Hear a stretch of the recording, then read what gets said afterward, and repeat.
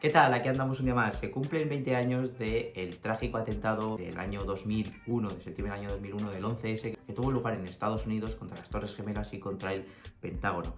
Murieron alrededor de, ya lo sabéis, casi 3.000 personas, y en este vídeo nos vamos a centrar concretamente cómo afectó ese acontecimiento a los mercados financieros. Cuántos miles de millones salieron de la bolsa, cuánto cayeron los índices norteamericanos, qué sectores son los que más cayeron y qué sectores incluso fueron beneficiados ante un acontecimiento de este tipo, y por qué empresas, vamos a ver concretamente dos empresas que cayeron más de un 40% los días posteriores a este atentado. Vamos a ver también incluso qué hicieron materias primas como el oro ante también este acontecimiento. No os lo perdáis, es mucha información, la vamos a ver en poco tiempo, de forma práctica como siempre y rápida, así que quedaros hasta el final del vídeo porque vamos a ello.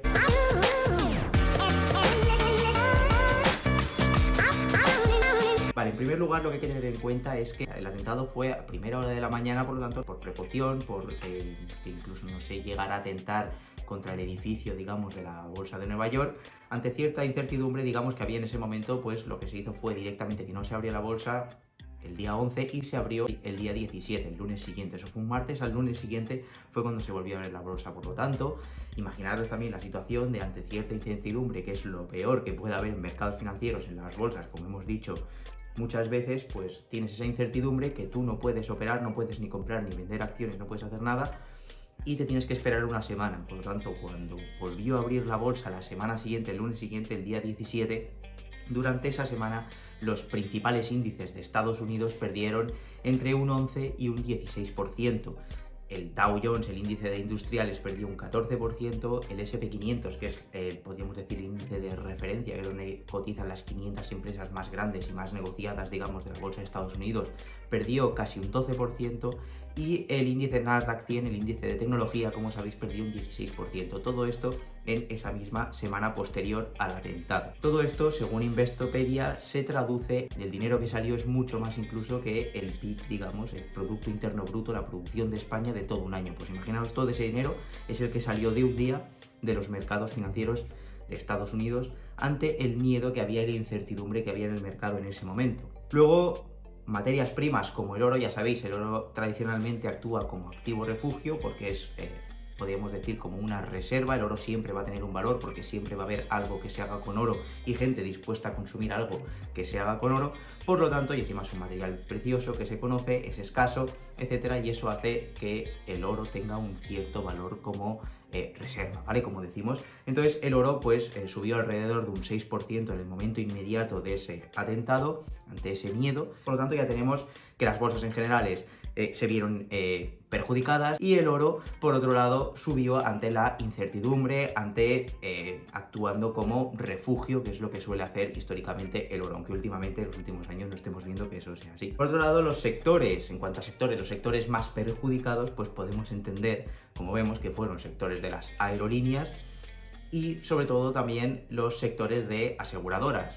Ante ese atentado, pues muchas aseguradoras tuvieron que hacer frente a ciertos gastos, obviamente, tanto para las víctimas como para los propietarios incluso de viviendas o para todos los daños ocasionados por ese accidente, ¿no? Entonces, como decimos, estos perdieron bastante en cuanto a capitalización y sobre todo si nos centramos en dos empresas concretamente, más por el lado de las aerolíneas, como son American Airlines y United Airlines, que eran justo los dos aviones que se secuestraron para llevar a cabo el atentado, eran de estas dos compañías. Por lo tanto, de la incertidumbre que se generó en esas compañías y el miedo que había en el mercado, pues hizo que esas compañías cayeran alrededor, cada una de ellas, de un 40% los días posteriores a el atentado.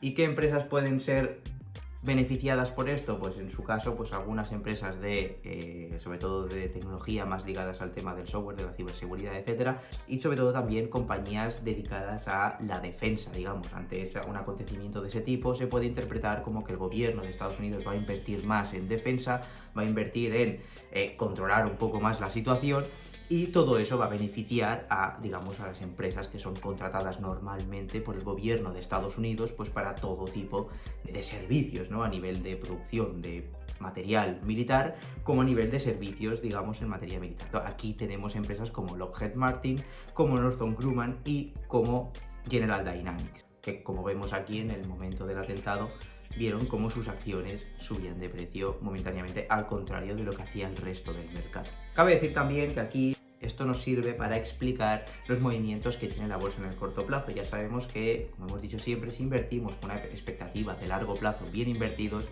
podemos llegar a tener buenas rentabilidades, pero en el corto plazo pueden haber ciertos acontecimientos que no controlamos, como puede ser este caso concreto, como puede ser el estallido de la crisis, digamos, en el año 2008, por la caída de uno de los mayores bancos del mundo, como era Lehman Brothers.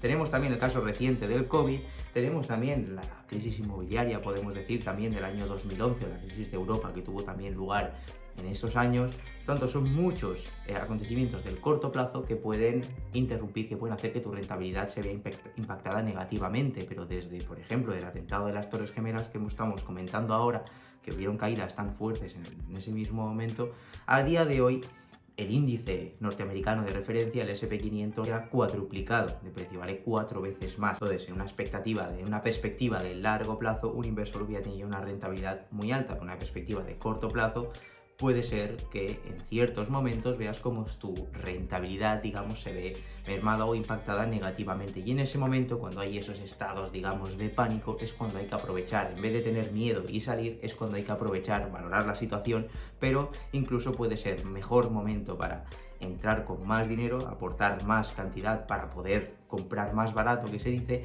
y no tanto el hecho de salir con el miedo, salir en desbandada ante esa incertidumbre y asumir esas pérdidas que tendrás en ese momento, ¿vale? Espero que este vídeo te haya ayudado. Si te gusta este tipo de contenido, suscríbete, dale like, dale a la campanita, todo esto que sabéis que nos ayuda mucho a nosotros. Si no, pues no lo hagas, no te suscribas ni nada, y nos vemos en el próximo vídeo.